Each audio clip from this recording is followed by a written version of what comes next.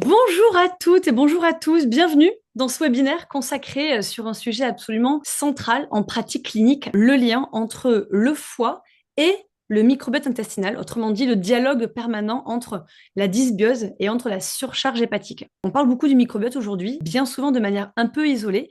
Or, dans la réalité du terrain, le foie est un acteur clé dans l'équation globale du corps, tant sur le métabolisme que sur l'inflammation, que sur la détoxification, l'immunité, enfin tout passe par lui. Et donc l'objectif aujourd'hui de ce webinaire est de comprendre comment une dysbiose intestinale impacte le foie et inversement, et puis surtout comment agir de manière cohérente et clinique. Et alors pour aborder cette thématique, j'ai l'immense plaisir d'accueillir, de retrouver aujourd'hui le docteur Marc-François Paya, médecin de longue expérience clinique et puis un intérêt particulier pour toutes les approches intégratives, notamment autour du foie, de la digestion, des déséquilibres fonctionnels chroniques. Alors, docteur Paya, vous êtes docteur en médecine, diplômé en acupuncture, en ostéopathie, en homéopathie, en auriculomédecine. Vous êtes ancien directeur du département universitaire, médecin consultant, expert auprès des tribunaux. Vous êtes le directeur scientifique du laboratoire Quinton de Como System. Vous avez également travaillé en étroite collaboration dans l'écriture du livre de Jean Seignalé, L'alimentation ou la troisième médecine. Voilà, vous aurez peut-être l'occasion de nous en reparler. Et puis membre également de l'Académie internationale de médecine environnementale. Orateur également, conférencier, vous animez des formations dans des domaines d'expertise, en particulier la nutrition, le métabolisme. Et donc, voilà, je le disais également sur tout ce qui touche les déséquilibres fonctionnels chroniques. Voilà, donc vous allez nous expliquer. Et auteur aussi.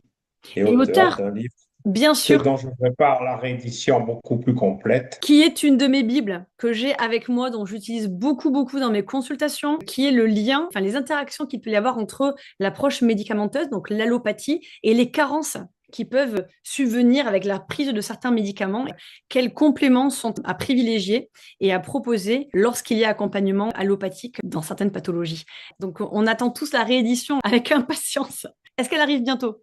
Les éditeurs aujourd'hui sont très difficiles à convaincre et à joindre. Que bon, la première édition qui avait été faite à titre personnel a été épuisée en 3 mois. Ah bah, C'est dire l'intérêt. Donc tous les médecins de médecine fonctionnelle et intégrative et les naturopathes se sont jetés dessus parce qu'en fait, ça permet de comprendre toute une partie des effets secondaires des médicaments et de compenser ces effets secondaires. absolument. Et le foie, dont on va parler aujourd'hui, est l'un des organes centraux de toute cette approche-là aussi. Donc voilà, vous aurez certainement l'occasion de nous en reparler et de nous expliquer les interactions qu'il peut y avoir aussi aujourd'hui sur la thématique de ce soir. Donc vous allez nous expliquer le lien dysbiose intestinale et fonction hépatique, voilà, dans une approche globale, physiologique, mais vraiment très pratique et directement applicable. Et c'est en ça que ça en fait un webinaire d'intérêt public pour tous les praticiens qui nous regardent aujourd'hui, et puis peut-être le grand public qui a un intérêt tout particulier sur la santé de son foie, sa santé hépatique. Alors avant cela, je vous rappelle que ce webinaire est proposé par le laboratoire CRP Phyto, qui est un laboratoire français qui est situé près de Toulouse, fondé en 1982, spécialisé dans la phytothérapie clinique. Toute son expertise repose sur la valorisation des plantes issues de savoir-faire traditionnels, notamment africains, qui vont être intégrées dans leur formulation, ce qui les rend tout à fait uniques. Donc toutes les étapes de la sélection des plantes à la production sont réalisées en France avec une exigence extrêmement forte, beaucoup de rigueur sur la qualité, la traçabilité, puis la cohérence thérapeutique globale. Voilà, c'est ce qui fait toute la spécificité de ce laboratoire CRP Phyto.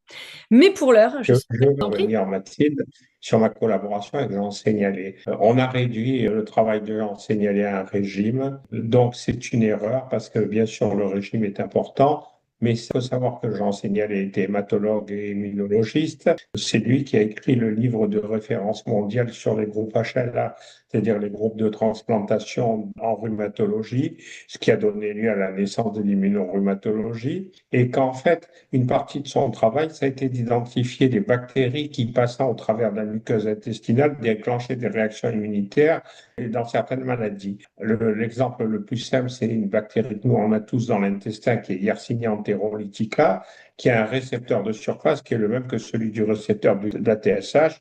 Et donc, dès que vous avez des anticorps antithyroïdiens ou antiperoxydases qui sont positifs, vous êtes sûr qu'il y a eu un passage de cette bactérie, qu'il faut s'occuper de l'intestin. Donc, je tenais à préciser ça parce que On a limité l'impact de son travail. Son travail est beaucoup plus large. Et aujourd'hui, on voit des travaux américains qui sont en train de redécouvrir ce qui a été décrit par mon prof d'hématologie à Montpellier dans les années 80. Je tenais à remettre les choses à leur place parce que ça me paraît important de souligner son travail et sa mémoire.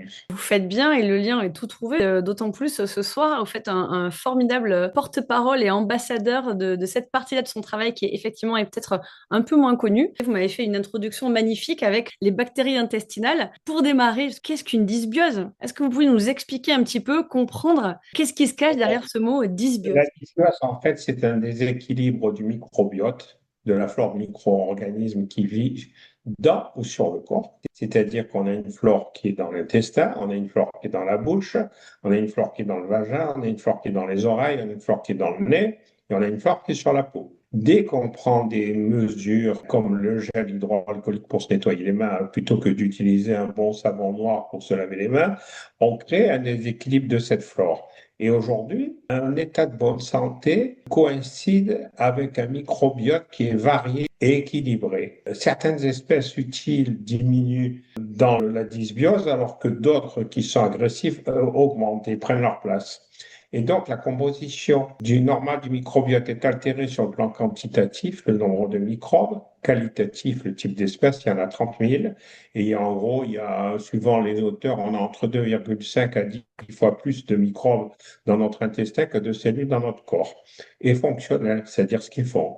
C'est-à-dire qu'aujourd'hui, sur des animaux dont l'intestin est stérile, il y a tout un tas de fonctions qui n'existent pas.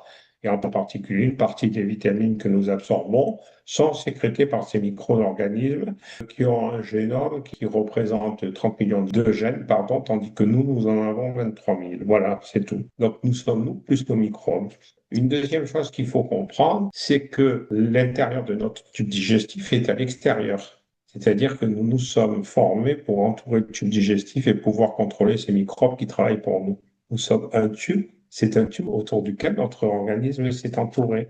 Et si ça a été fait, jamais rien n'est gratuit, c'est que ça sert à quelque chose. Le facteur le plus important, c'est le maintien de la biodiversité la plus importante du microbiote intestinal, parce qu'on va surtout parler de microbiote intestinal. Et aujourd'hui, quoi que l'on prétende, nous sommes tous victimes de dysbiose à cause de deux grandes expositions non volontaires. C'est l'utilisation d'antibiotiques dans la filière animale, c'est-à-dire de ce que nous ingérons, et l'imprégnation quasi générale de la population par le glyphosate, qui est un puissant destructeur de la flore utile.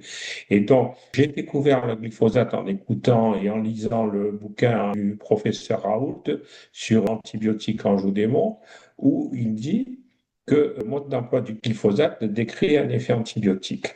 Le deuxième volontaire, c'est la prise médicamenteuse, en particulier d'antibiotiques, d'IPP, c'est-à-dire d'antiacides, d'inhibiteurs de la pompe à protons, d'antiacides qui favorisent l'apparition de dysbiose à champignons, avec bien sûr parce que ils font chuter le pH de l'estomac et le pH a deux fonctions. Ce pH, cette sécrétion acide, ça désinfecte et ça brûle les aliments pour permettre la digestion plus tard. Et donc là, il n'y a plus de désinfection si le pH monte. Et tout ça a une influence sur la réponse immunitaire. Il faut savoir autre chose qui à l'époque n'existait pas et qui aujourd'hui est connue, c'est que la protéine spike du Covid, qu'elle soit infectieuse ou vaccinale, se reproduit dans les cellules à mucus de l'intestin et détruit comme lésions primaires les lactobacilles et les bifidobactéries. Or, aujourd'hui, tout le monde a eu le Covid ou une grande partie des gens ont été vaccinés. Donc, on a ce problème qui existe, qui est un problème qui est connu déjà, par exemple, pour les vaccins contre la polio qui sont buvables, où les gens qui ont été vaccinés éliminent des virus de la polio par les selles. Voilà. Donc, on a un problème de santé publique qui est là et qu'il faut régler. Alors que 60 à 80% des cellules immunocompétentes se trouvent dans la paroi intestinale. C'est-à-dire que notre principal système de défense est là pour tenter d'empêcher que ces bactéries qui nous sont utiles puissent nous attaquer. Et la paroi de la surface, eh bien, en fonction des théories, c'est soit un terrain de football, soit un terrain de tennis. C'est-à-dire qu'en gros, on est entre 4 000 mètres carrés, 10 000 mètres carrés, c'est-à-dire un hectare. Donc des échanges très très très présents sur une surface immense. Donc avec une multiplication des échanges par définition. Alors, l'existence de la dysbiose, la prolifération de certaines espèces qui sont contrôlées normalement par les bonnes espèces, l'intolérance à certains aliments, en particulier des aliments comme les gluten actuels qui ont changé depuis une soixantaine d'années, ou certains laitages.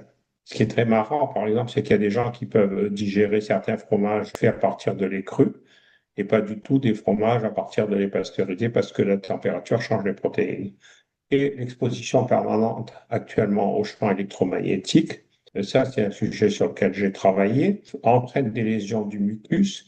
Et les champs électromagnétiques ont une particularité, c'est qu'ils détruisent une partie des protéines qui permettent d'ancrer les cellules les unes avec les autres, c'est-à-dire que cette paroi très fine qu'on pourrait comparer à un filtre cellulose pour faire du café filtre ressemble à une passoire où il y a plein de choses qui passent avec des gros trous. Voilà, je crois que la meilleure comparaison, c'est ça. En fait, on se trouve en face de ce que l'on appelle un intestin perméable ou poreux, et c'est une des choses qu'il faut rattraper. Et la conséquence de cette porosité, c'est la pénétration vers le milieu intérieur de molécules qui sont potentiellement toxiques, de fragments bactériens qui normalement n'auraient jamais dû passer, avec toutes les conséquences que cela entraîne, en particulier sur le plan toxique et sur le plan immunitaire. Le passage des fragments de Yersinia enterolithica ou de la bactérie fait que vous allez sécréter des anticorps contre cette bactérie. Et en fait, le récepteur de la TSH sur votre thyroïde a la même structure. Donc la clé rentre sur les deux. Et on reconnaît, on s'attaque soi-même parce qu'on est identique à l'attaquant. Donc, c'est les maladies auto-immunes, c'est le meilleur exemple. Donc là, passage milieu extérieur, milieu intérieur, c'est là qu'intervient le foie. Mais alors, pourquoi le foie? Dites-nous un petit peu plus. Tout le drainage de ce qui vient des intestins remonte par là, qu'on appelle la veine porte vers le foie. Voilà pourquoi le foie. Et il faut savoir que le foie, au point de vue travail énergétique, ce que fait le foie d'une personne normale dans la journée, ça correspond à la production énergétique de 8 centrales nucléaires. C'est énorme. Et un petit bout de foie est capable de faire beaucoup de choses. C'est pour ça qu'en général, quand on fait une greffe de foie, on greffe qu'un fragment et on greffe jamais un foie entier parce qu'on va pouvoir utiliser le greffon pour plusieurs personnes, pour faire plusieurs greffes. J'ai eu la chance de rencontrer des personnages étonnants. Ça a été un médecin que j'ai connu au téléphone, qui m'a téléphoné pour Quinton, qui était le docteur Paul Baquès, qui était hépato-gastro-entérologue à Oran, qui a écrit des bouquins. Donc c'est lui qui a été à l'origine des recherches qui ont été faites à Montpellier, donc était le service où était signalé, et c'est lui qui a été à l'origine de la découverte des anticorps monoclonaux, que bien sûr les Américains nous vendent. Utilisés dans les maladies auto-immunes. C'est lui qui a pressenti ce qu'il fallait chercher. Et donc, il a fait ce bouquin qui est absolument extraordinaire. En fait, c'est la reproduction. Il explique un test qui est celui de Côté Vaquès, qui date du 19e siècle, qui est bien décrit dans le livre d'Hamburger et Maté que j'ai. Je crois les 2 exemplaires qui sont dans le privé, c'est moi qui les ai. Sur le métabolisme de l'eau, il explique très bien comment, de façon très simple, en faisant boire un demi-litre d'eau à une personne adulte ou 300 millilitres à une personne plus âgée. Moi, les premiers écrits qu'il m'avait envoyés, c'était 1,5 litre pour un adulte et 1 litre pour un senior. Et dans le livre, il a nettement baissé parce qu'il a vu que les gens n'arrivaient pas à boire cette quantité d'eau. On vide sa vessie, on doit être au repos. On avale un demi-litre d'eau et toutes les demi-heures, montre en main, on va uriner avec un verre gradué, on mesure la quantité, ainsi mesure. Mais on a une flèche qui apparaît, et après la flèche, quand la mesure suivante a baissé, on peut à peu près dire que c'est pas la peine de continuer l'épreuve, de faire sur mesure, on a ce qu'on veut. Donc, vous buvez 500 millilitres d'eau, si votre foie fonctionne bien, vous allez uriner 300 millilitres. Si on donne 300 millilitres à une personne âgée, ben, il va uriner à peu près 200 millilitres. Et donc, ça permet de calculer la fonctionnalité du foie, qui est la réponse au métabolisme de l'eau, au passage intrahépatique. Et ce que dit très bien Baquès, c'est qu'en fait, les tests hépatiques, transaminases, etc., gamma-GT, surtout une des 2 transaminases, commencent à changer quand il ne reste que 20% de fonctionnalité au foie. Donc, on a un outil qui est gratuit, qui demande un verre gradué et un petit peu d'eau, et on sait exactement vers quoi on va. Il est si méconnu ce test. Moi, j'ai pris le Ben oui. livre sur vos conseils et il est extraordinaire à faire, cette analyse. Heureusement que vous nous en parlez parce qu'il est très méconnu. Personne ne le connaît, ce test-là, le test de Baquès.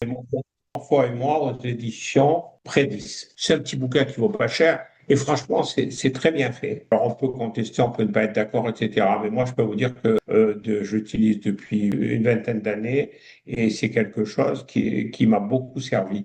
Parce qu'en fait, ça permet de mesurer la récupération hépatique. Et quand on n'a pas de récupération, ce qui m'est arrivé dans 20% des cas, on se pose des questions pour savoir ce qui se pose. Alors, le foie aujourd'hui, les capacités de sécrétion et de détoxication hépatique sont diminuées du fait d'exposition à des polluants alimentaires ou environnementaux, là aussi.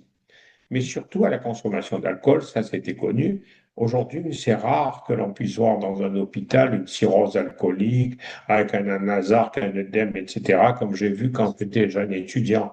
Ça a changé. Par contre, la consommation d'aliments sucrés, puisqu'on a de plus en plus de sucre qui est rajouté dans les aliments industriels, d'édulcorants, c'est le problème des boissons avec édulcorants que consomment les jeunes, et des anti-aliments. Alors, le terme d'anti-aliments désigne des substances présentes dans certains aliments. On peut considérer que sont en gros certains additifs qui limitent l'absorption ou l'utilisation des nutriments, les minéraux, les protéines, les glucides et les vitamines par l'organisme. Il s'agit donc d'aliments, de composants alimentaires qui, au lieu de nourrir pleinement, freinent en partie la nutrition. C'est-à-dire qu'on a la coquille calorique, mais on a une coquille nutritionnellement vide. C'est le concept aujourd'hui qu'il faut avoir.